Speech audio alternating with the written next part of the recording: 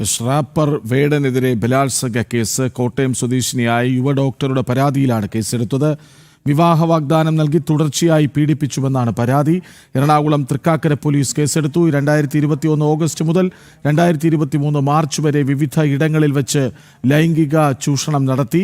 വേടന്റെ ആരാധികയായ യുവതിയെ വിവാഹ വാഗ്ദാനം നൽകി തുടർച്ചയായി പീഡിപ്പിക്കുകയായിരുന്നു. വിവരങ്ങളുമായി കൊച്ചിയിൽ നിന്ന് ജിജീഷ് കരുണാകരൻ ഒപ്പം ചേരുന്നു. ജിജീഷ്, 2021 മുതൽ 2023 വരെ ഈ പരാതി എപ്പോഴാണ് നൽകിയത്? അത് സംബന്ധിച്ച് എന്തെങ്കിലും വിവരങ്ങൾ ലഭ്യമാണോ?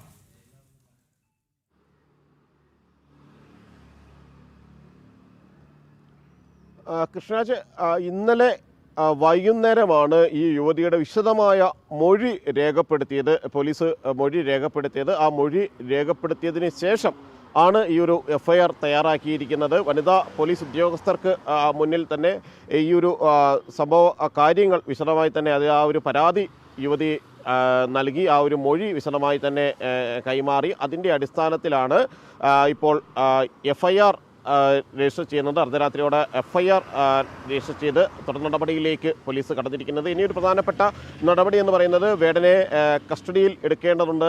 ചോദ്യം ചെയ്യൽ നടപടികളിലേക്ക് അന്വേഷണ സംഘത്തെ സംബന്ധിച്ചിടത്തോളം കടക്കേണ്ടതുണ്ട്.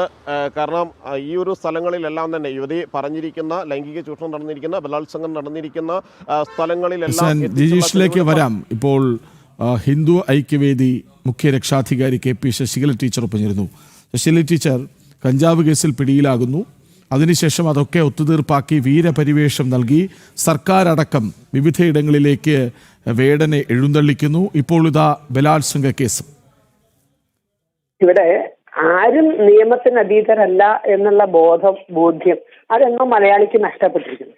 നമ്മൾ ചില വൈറൽ കഥാപാത്രങ്ങളെ ഉണ്ടാക്കുകയും അതിന്റെ പിന്നാലെ അങ്ങനെ നമ്മൾ അഭിനയിച്ച് പോവുകയാണ്. ഇവിടെ നമുക്കറിയാം ആരാണെങ്കിലും അല്ലെങ്കിൽ ഈ തെറ്റിലും കുറ്റത്തിലും ഇദ്ദേഹം മാത്രമേ വരൂ, അതൊന്നും നമുക്ക് അഭിപ്രായമില്ല. പക്ഷെ ആര് വന്നാലും, അവരെന്ത് വേഷം ധരിച്ചാലും, അവരെന്ത് കലാകാരനാണെങ്കിലും അവരെല്ലാം നിയമത്തിന് വിധേയരാണ്.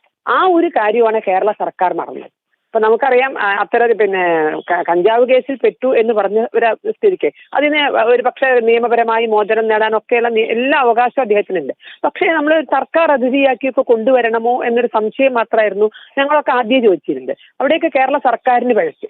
ഇവിടെ ചെയ്യുന്നത് കാരണം ആരോടെങ്കിലുമൊക്കെയുള്ള വൈരാഗ്യം തീർക്കാൻ ആരെങ്കിലുമൊക്കെ പൊക്കിക്കൊണ്ടുവരിക എന്നുള്ളൊരു രീതിയാണ് കേരളം കുറച്ചു കാലമായി അനുവർത്തിച്ചുകൊണ്ടിരിക്കുന്നത്. അതിന്റെ അനന്തരഫലമാണത്. ഏതായാലും നിയമ നടപടികൾക്ക് വിധേയമാകട്ടെ. അതിന്റെ ശരിയോ തെറ്റോ വിധിക്കാൻ നമ്മളാരും അല്ല.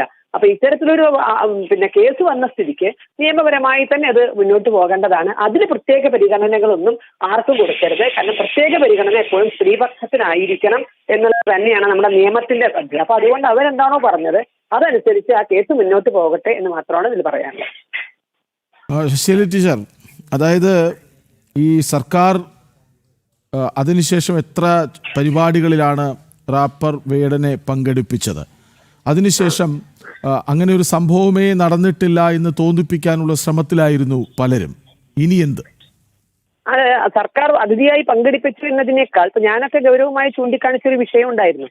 സർക്കാർ അതിഥിയായി പങ്കെടുപ്പിച്ചത് കാരണം പാലക്കാട് ഒരു പരിപാടിയിൽ പങ്കെടുത്തുകൊണ്ടിരിക്കുന്ന സമയത്ത് ആണ് അദ്ദേഹത്തിന് ഈ കഞ്ചാവ് കേസിൽ പിടിച്ച കേസുണ്ടായത്. പാലക്കാട് ഒരു പരിപാടിയിൽ പങ്കെടുത്തുകൊണ്ടിരിക്കുക.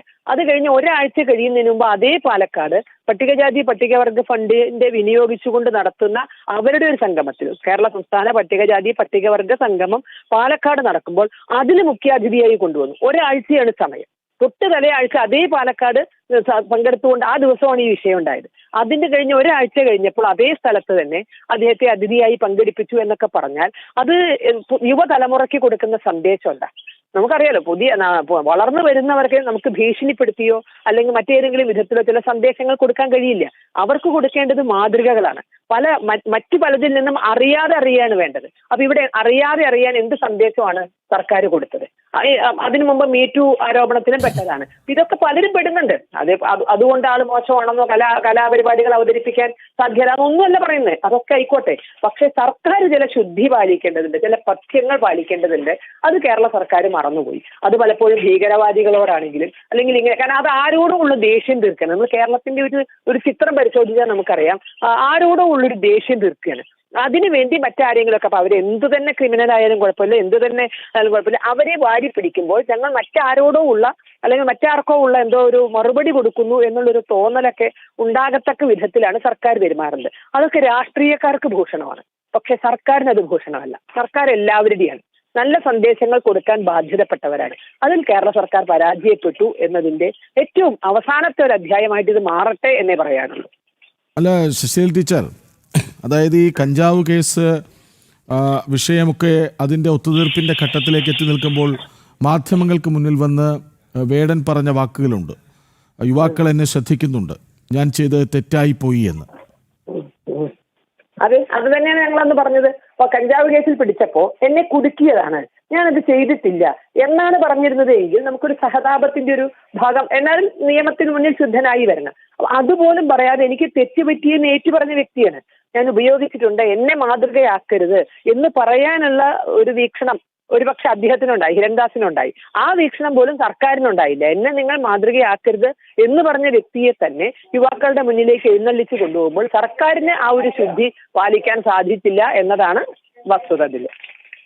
നന്ദി കെ പി ശശീല ടീച്ചർ പ്രതികരിച്ചതിന്.